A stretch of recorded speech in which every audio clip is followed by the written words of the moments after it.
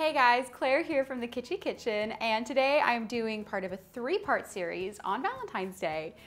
James is about 7 months old, which puts a cramp in my romantic style. Not that there was much of a romantic style before then, but I thought for this Valentine's Day I might actually put some real effort into it, and I thought I would share that with you. So I am making some of my husband's favorite things. Craig loves bananas, he loves milk chocolate, he loves pudding, so here we are. So I am making a delicious milk chocolate pudding with sliced banana and some graham crackers in between the layers. So it's gonna have almost like a s'mores vibe, but really delicious. I actually am sort of changing this idea slightly from a recipe I found on the New York Times. I love the New York Times for recipes because they're always really well tested and very intelligently done. And for something that's classic, like a milk chocolate pudding, I knew they'd be a really good place to turn. So you can find the recipe there, but I'm also gonna show the kind of my version of it on the blog as well. So it's pretty simple to put together.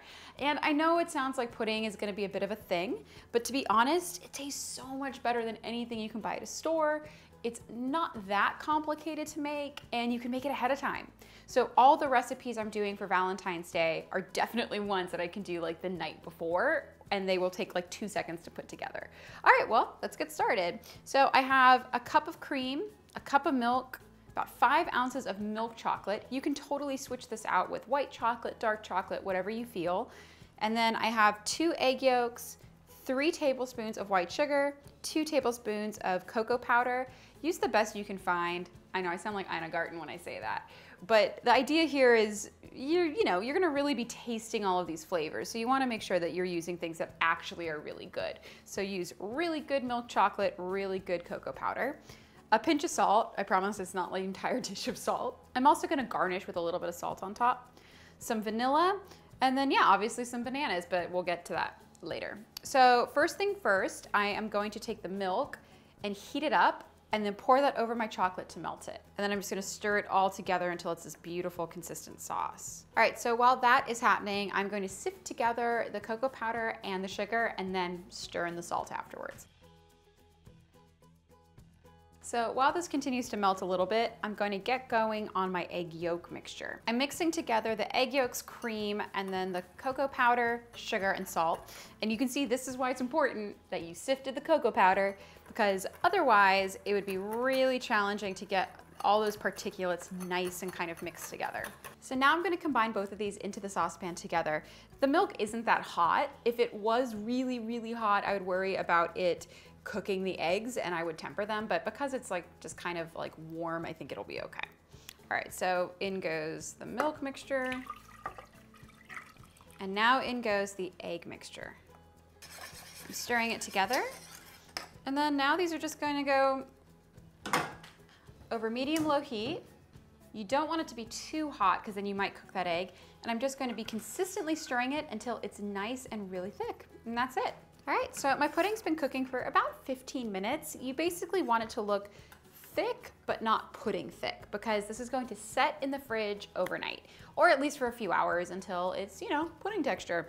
So this looks great. It's thick, it's steaming. So now I'm gonna add vanilla, turning off the heat. Now I'm going to pour it into a bowl and let this set for a few hours. And magic of the internet, it's set. So this is what the pudding looks like, right?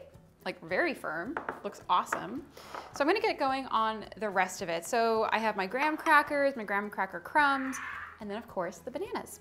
So I'm gonna slice up these bananas and start building my little puddings. So I have 2 kind of vintage cups here.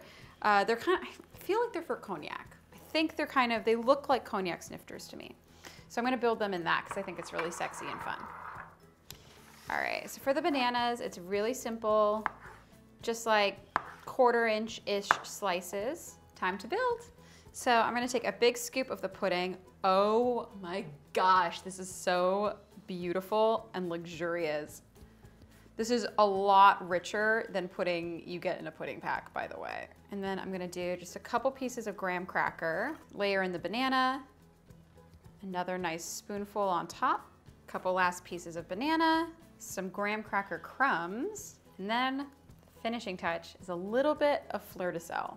Well, the puddings are done, so I'm gonna keep them in the fridge until Craig is home, but I am so excited about these. I think he's going to absolutely love the flavors. I mean, the banana, the milk chocolate, it's kind of like childhood with a little bit of extra crunch and sort of a sophisticated way that I put it together. I'm very excited about this. I think it looks really pretty and it's gonna taste amazing. Make sure to watch out for the other videos in this series. I'm doing a really delicious and easy under 20-minute dinner for date night, so very excited about that. And then I'm also gonna show you how to kind of put together a Valentine's Day table, but without really having to do that much about it. Also, I'm not the most kind of like romantic, girly, long stem roses kind of person, so I'm really going out on a limb here. So hopefully Craig likes it and hopefully you guys like it too. All right, well, I'll see you guys next time. Bye.